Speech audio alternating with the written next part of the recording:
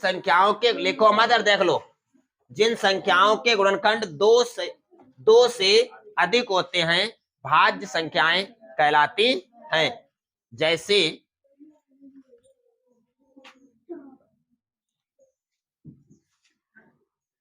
क्या है, 4, 6, 8,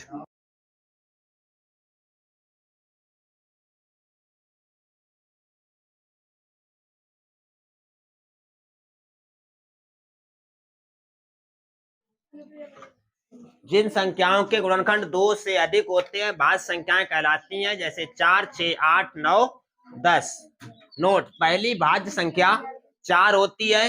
अभाज्य संख्याओं और 1 को छोड़कर सभी संख्याएं भाज्य होती, यानी गुणनखंड के हिसाब से संख्याओं को 3 भागों में बांटा गया है।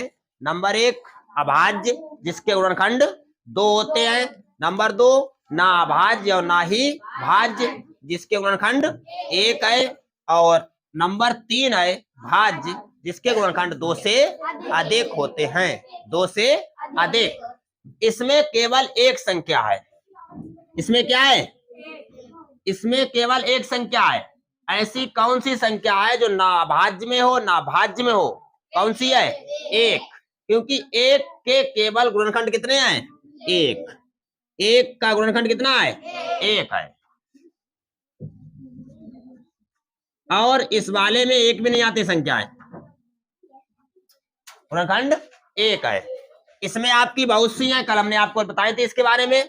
आज हमने ये भी बताया भाज्य संख्याएं आपको। सबसे छोटी भाज्य संख्या कौन सी है? 4। कौन सी है?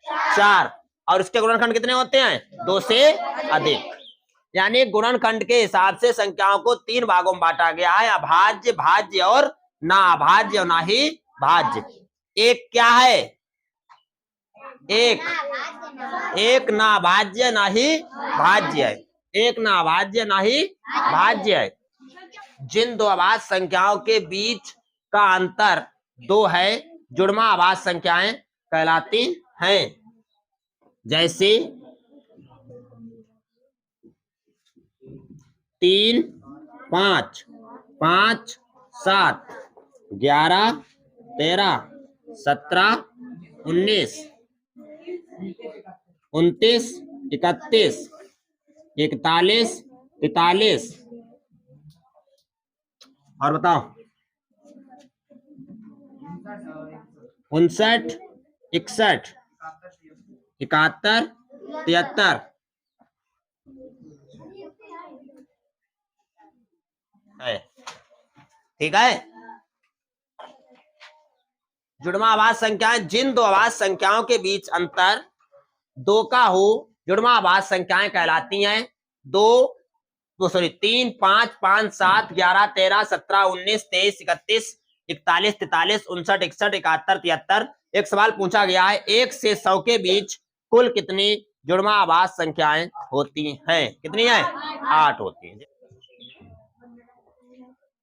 हाँ देखो, पूर्ववर्ती संख्या, किसी संख्या में से 1 घटाने पर उसकी पूर्ववर्ती संख्या प्राप्त होती है। जैसे 100 की पूर्ववर्ती 99, 1010 की पूर्ववर्ती 1009। अनुवर्ती, उत्तरवर्ती और परवर्ती तीनों एक ही नाम है। अनुवर्ती, उत्तरवर्ती और परवर्ती। परवर्ती किसी संख्या में 1 जोड़ने पर उसकी अनुवर्ती संख्या प्राप्त होती है। 100 की अनुवर्ती 101, 1010 की अनुवर्ती 1000।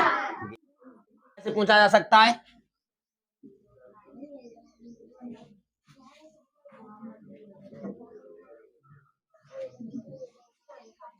इकाई का अंक ज्ञात करो।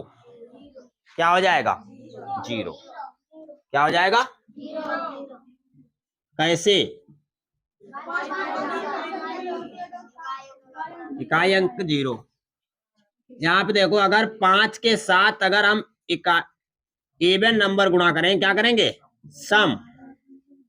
5 का गुणा अगर सम संख्या के साथ करते हैं क्या आएगा? 0 आएगा हमेशा। और 5 का गुणा अगर विषम संख्या के साथ करते हैं तो क्या आएगा? 5 आएगा। ठीक है। 5 का अगर गुणा हम सम संख्या के साथ करते हैं तो क्या आएगा 0, और 5 का गुणा अगर विषम संख्या के साथ करते हैं तो क्या आएगा 5। ठीक है। अगर इसमें जैसे एक सवाल आता है कि गुणा भी हो और आपका माइनस भी लगा हो साथ में, 1 2 3 2 3 4 3 4 5 माइनस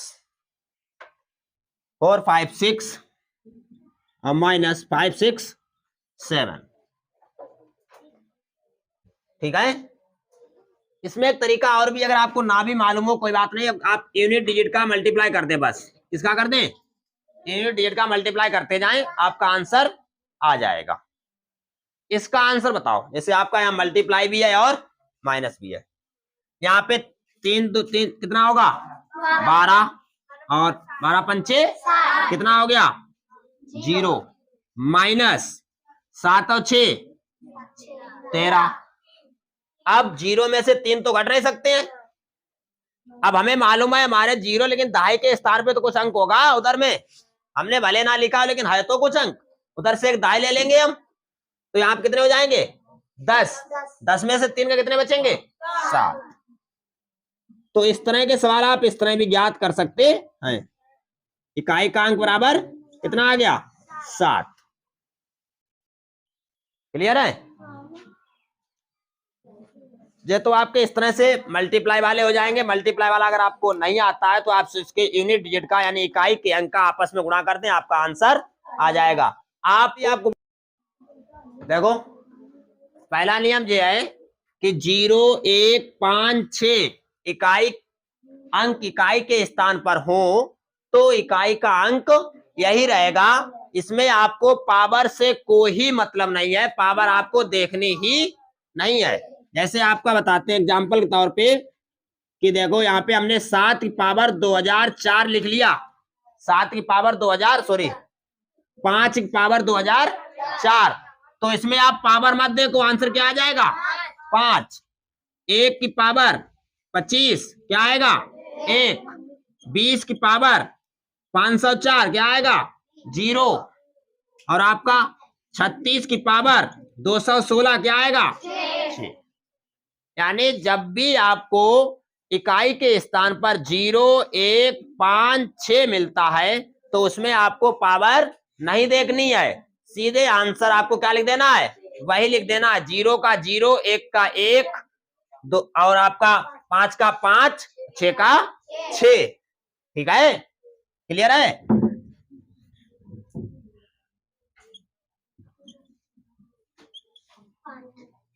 नंबर 2 लिखते हैं घात सम होने पर 1, 9 की घात विषम होने पर 9, 4 की घात सम होने पर 6, 4 की घात विषम होने पर 4 होगा। देखो जैसे 64 की पावर हम लिख रहे हैं 200, पावर क्या है, इसमें पावर देखनी है लेकिन इतना देखना है कि सम है या विषम, तो सम है कितना आंसर आ जाएगा 6। 64 की पावर लिख लेते हैं 501, कितनी हो जाएगी 4। पावर देखो, बस पावर देखो समय या विषम। इसी प्रकार 9 में 9 की पावर 90 कितना आ जाएगा 1, सम में क्या हो जाएगा 1 हो रहा है। 9 की पावर लिख रहे हैं 99 क्या हो जाएगा 9। ठीक है, ठीक है, क्योंकि जब आपको मालूम है 4 से भाग करेंगे तो शेष 4 से ज्यादा सॉरी 3 से ज्यादा नहीं हो सकता है, किसी संख्या में भाजक से ज्यादा शेषफल कभी नहीं आ सकता है। तो यहाँ भाग करने किससे कर रहे हैं 4 से, जब 4 से भाग करेंगे तो शेष हमेशा 1 2 3 आएगा या पूरा पूरा कट जाएगा, यानी शेष क्या आएगा 0। 4 कंडीशन हो सकती है, या शेष 1 या 2 या 3 या 0। अब यदि शेष 1 2 3 आए तो पावर भी आप 1 2 3 मान लेंगे, यदि शेष 0 आए तो घात क्या मान लेंगे 4। अब जैसे अगर आपकी 2 है तो 2 की पावर 1 मान लेंगे, 2 आ जाएगा, 2 की पावर 2 मानेंगे 4 आ जाएगा, 2 की पावर 3 मानेंगे 8 हो जाएगा, 2 की पावर 4 मानेंगे तो 16 आंसर हो गया। 3 की पावर 1 3, 3 की पावर 2 9, 3 की पावर 3 27, 3 की पावर 4 81, 7 की पावर 7 7 की पावर 2 49, 7 की पावर 3 347, 7 की पावर 4 2401, 8 की पावर 1 8, 8 की पावर 2 64, 8 की पावर 3 8 की पावर 4 4096। देखो जैसे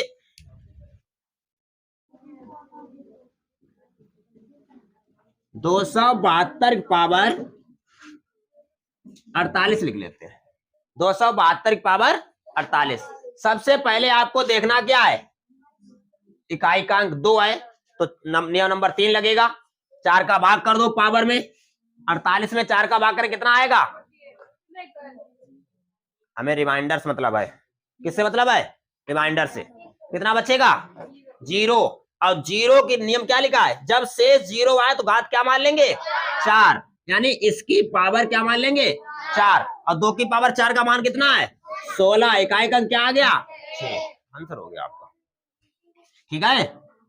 27 की पावर 302, 27 की पावर 302। 27 से कोई मतलब नहीं है, अंक देखो 7 है, ठीक है। 302 में भाग कर दो 4 का, कितना शेष बचेगा?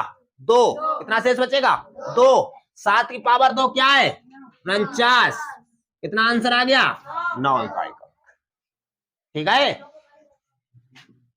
58 की पावर 1008, 58 की पावर 1008, 8 लिखा है, पावर देखो कितनी है? पावर कितनी है? 0 बचेगी, भाग करेंगे पूरा पारा भाग चला जाएगा 0, यानी 8 की पावर 4 मान लेंगे। अब 8 की पावर 4 का मान कितना है? 4096। कितना आ गया आंसर? 6।